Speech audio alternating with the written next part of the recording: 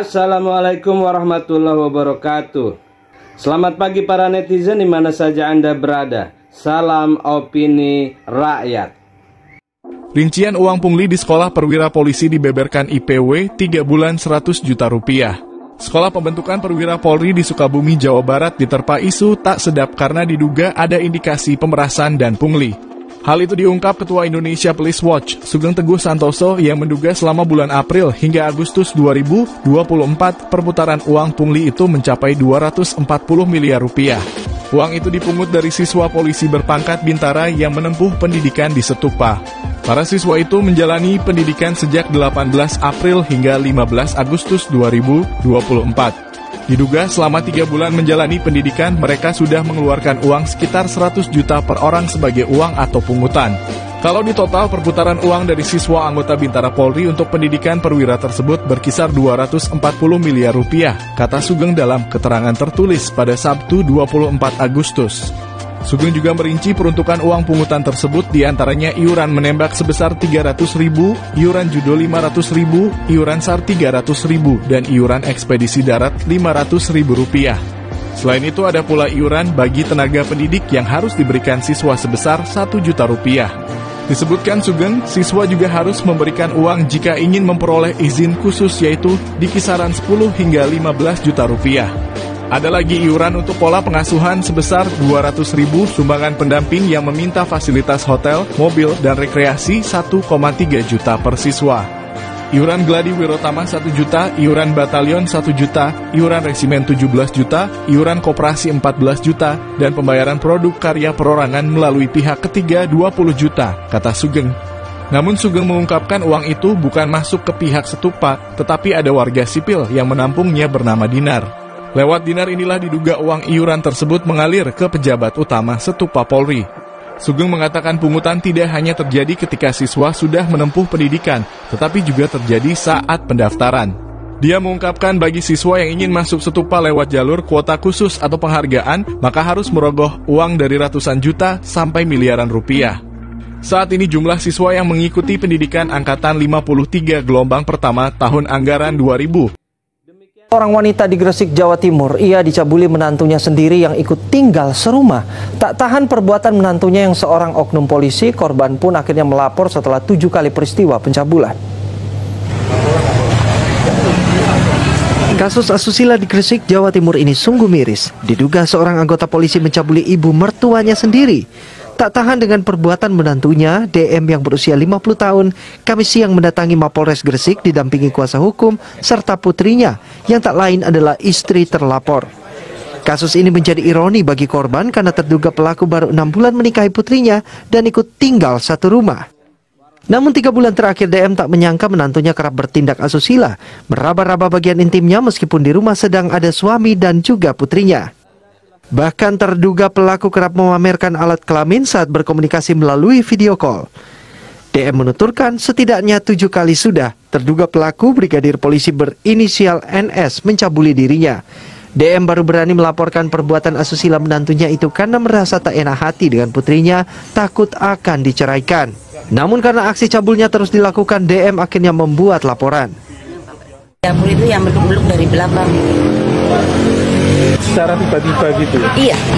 Sebelumnya enggak ada apa-apa? Enggak ada apa-apa, tiba-tiba aja. Bergurau atau gimana? Enggak ya?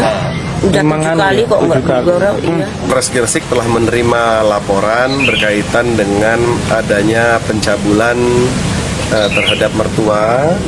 Dan ini sudah kami terima laporannya dan saat ini sedang dalam proses pemeriksaan baik di Propam maupun di Reserse Pidana Umumnya. Sementara istri terduga pelaku yang juga putri korban meminta agar suaminya diberi hukuman setimpal termasuk pemecatan karena sudah mencabuli ibu kandungnya. Dipecat, Pak. Dipecat? Iya. Sudah mempunyai keturunan? Belum. Tapi baru menikah. Terduga pelaku memang diketahui memiliki masalah terkait perilaku seksual. Saat ini oknum polisi itu dimutasi karena dilaporkan telah menghamili seorang janda asal kota Tangerang. Sementara di dalam ponsel ditemukan banyak gambar wanita.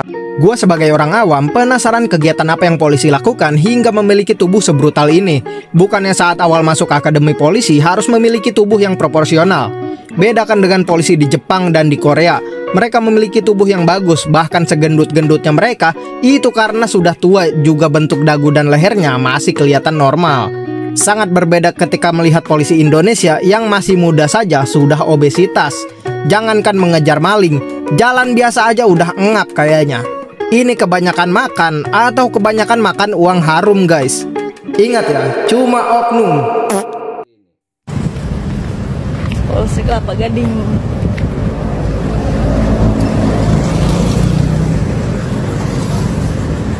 Halo. Halo. Tolong buka dong, minta pelayanan. Ya dikasih. Halo. Pangkat-pangkat di pundakmu hanya untuk pura-pura tidak mendengar ya. Bang, bang, keluarlah. Kasih tunjuk muka. Tadi abang video saya. Berani nggak? Bang, tadi kan kamu kan. Lihat saya dong. Lihat saya dong. Kamu punya baju polisi, tapi mental nggak ada. Masa lihat saya nggak mau? Kasih pelayanan sama saya nggak mau? Libur ya Pak? Oi, tolong buka. Kita minta pelayanan. Emir, bisa nggak kita bicara? Minta pelayanan yang baik. Polisi-polisi kok hanya duduk di kantin. Oi, di kantin aja kerjaannya emang. Oh, semua anggota Polsek Kelapa Gading apa sudah tuli? Apa sudah tuli bersamaan nih? Bajumu, pangkatmu digaji dari keringat kami, oi. Kamu disuruh jaga rakyat, bukan jaga pimpinan.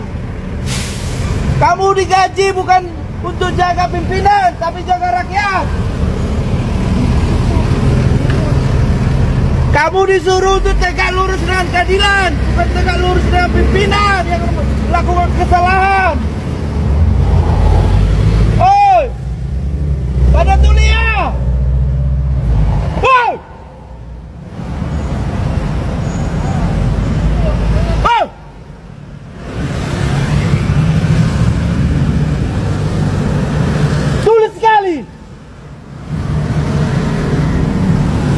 Kantin merokok, ngopi. Ini yang namanya presisi. Ini namanya presisi. Tulis sekali kamu.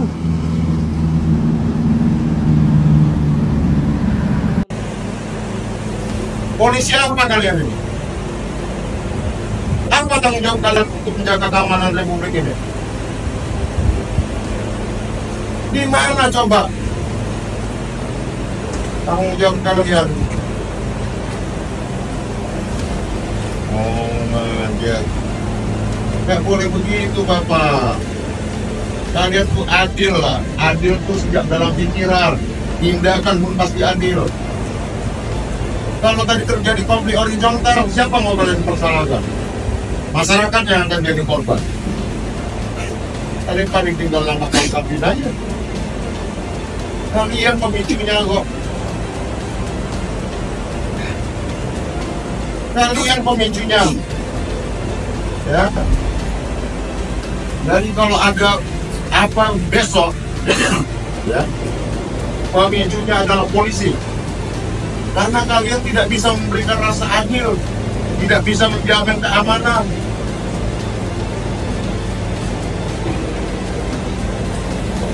Apa tadi itu? Kalau tidak ditahan tadi, apakah chaos tadi itu?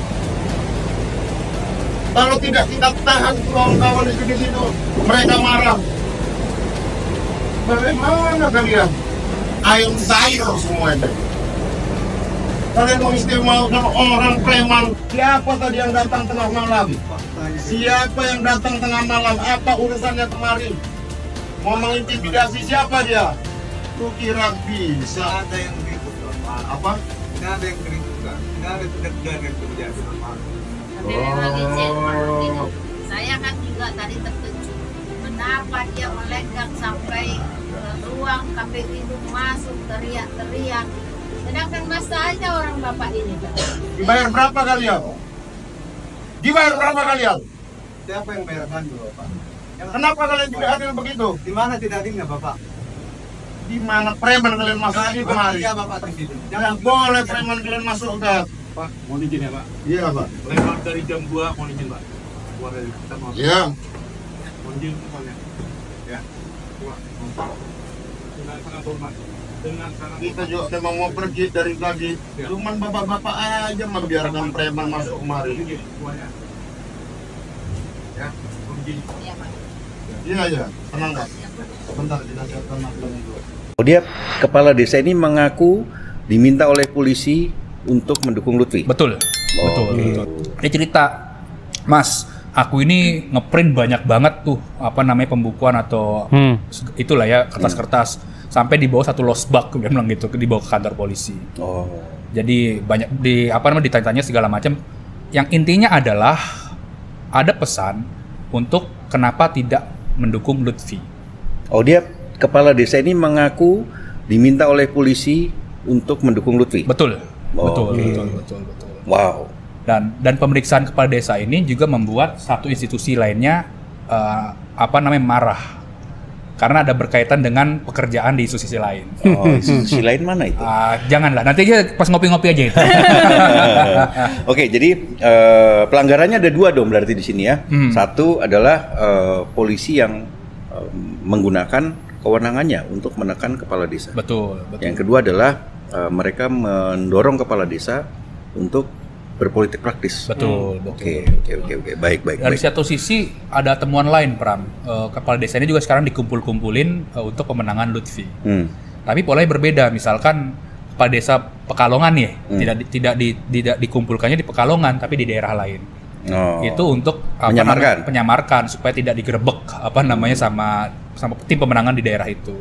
Bahkan kalau penjelasan tim hukumnya Perkasa, bahkan yang di Jawa Tengah ini pertemuan kepala desa digeser ke Jawa Timur. Dan Jogja ya. Dan Jogja karena lebih clear supaya tidak digerebek oleh tim pemenangannya si Andika dan Hendy. Oke. Waduh, masih sama aja polanya. Oke. Dan waktu kita ketemu Andi Wijayanto ya, Sin ya, itu mereka menginventarisasi menginventarisasi sekitar lebih dari 200 perangkat desa, kepala desa, PNS gitu yang sudah dipanggil sejak Maret sampai Oktober ya, Sin ya, khusus di Jawa Tengah saja, dan tidak pernah naik nih statusnya. Betul. Nggak pernah naik statusnya sebelum menjadi tersangka. Sebagai digantung tersangka. aja, Bram. Ya. Ya wajar ya kalau kepala desa kemudian jadi takut ya, pola yang sama dengan 2024 ya waktu Pilpres ya. Tapi juga ini ada temuan juga ya, warga juga sudah mulai melek, Pram. Jadi misalkan kepala desanya kan disuruh atau dipaksa mendukung A, tapi kepala desanya ini gak cerita dari geng Solo ya, tapi bilang ya itu kan salah kepala desanya, kita bebas memilih siapapun. Jadi sudah ada pendewasaan politik di tingkat bawah. Yang dilakukan oleh polisi untuk menekan kepala desa atau menggunakan kepala desa untuk menggalang dukungan buat Lutfi. Jadi ada juga yang cerita. Jadi ini sebelum penetapan calon gubernur ya. Jadi kepala desa itu didatangin sama ya yang paling bawah di kepolisian. Mereka diminta untuk mencetak spanduk-spanduk Lutfi. Ini Babin Kantipnas maksudnya. Ya bisa. Ya lu yang bilang kan, Pram. Iya. Nah, gua nggak punya mobil kosennya. terus. Lalu di satu desa itu diminta mencetak 4 spanduk, ukurannya 1 dikali 1,5 meter dan harus dipasang di pinggir jalan. Jalan utama. Setelah itu harus difoto dan dikirim. Jadi kepala desa yang cerita sama gua, dia bilang, "Weh Mas, aku udah dipanggil, disuruh masang segala macam, bahkan ngasih uang kopi," dia bilang gitu kan. Akhirnya nyetak sendiri dia. Tapi yang ada lagi yang kepala desa lainnya adalah, "Mas, aku ini ngelihat ada foto di pinggir jalan, tak foto aja minggir gini. Nggak tahu siapa yang nyetak, tapi ikut foto di." Tunjukin fotonya begitu, tawa-tawa. Iya. Karena nggak ada duitnya saya. Ada tapi malas mungkin ya. Dan menariknya ya Pram, kepala desa ini juga membuat grup-grup ya di percakapan. Siapa yang membuat grupnya? Polisinya? Bukan polisi, perkumpulan kepala desa di Jawa Tengah. Jadi gue mengecek 2 handphone kepala desa, gue mainin grup WhatsApp. Ada 3 grup WhatsApp ya kalau gue lihat. Yang pertama adalah Kopel. Kopel ini adalah Komando Pemenangan Lutfi KSB. Itu grup pertama. Anggotanya sekitar 87 orang. KSB itu adalah Ketua Sekretaris Bendahara Kepala Desa. Lalu ada juga Kopel Jawa Tengah yang beranggotakan sekitar 200 orang lebih begitu ya. Lalu ada juga Kopel saja bahasanya sekitar 60-an atau 70-an anggotanya. Gue lihat nomor-nomornya, gue hitungin satu persatu. Gitu. Di percakapan itu yang ngebahas soal pemenangan Lutfi, lalu juga permintaan alat peraga kampanye dan lain-lain. Bahkan ada juga tuh misalkan ada konten TikTok di situ dikomentarin, yuk kita komentarin positif. Gitu. Soal Lutfinya ya. Soal Lutfinya. Segitunya butuh didukung ya. Mengerahkan kepala desa. Jadi kepala desa ini juga menjadi buzzer juga dong di situ. betul. Jadi harusnya kalau gue membayangkan ya, bukan pilkada lagi sih kan pilkada pemilihan kepala daerah gitu ya. Pilkada ODES. Apa itu? Pemilihan kepala daerah oleh kepala desa. Demikian saudara, apa pendapat Anda silahkan ditulis di kolom komentar. Terima kasih telah menyaksikan video ini sampai selesai. Salam hormat. Wassalamualaikum warahmatullahi wabarakatuh.